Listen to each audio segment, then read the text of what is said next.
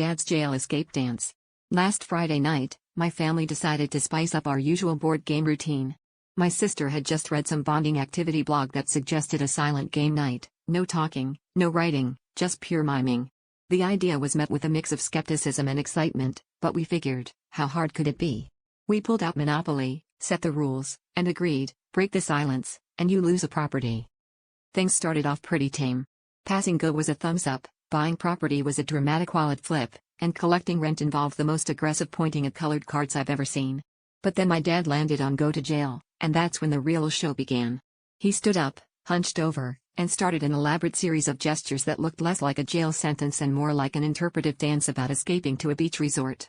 He began miming sunscreen, fanning himself, and sipping from an imaginary coconut. We were all confused, but, hey, at least he was committed. Meanwhile, my mom, ever the overachiever, started miming police sirens and dragging him back to his seat with invisible handcuffs. My brother tried to clarify by miming prison bars, but Dad just waved him off and started miming swimming. It dawned on us that for the past 15 minutes, Dad hadn't been miming jail at all. He thought he was on a tropical vacation.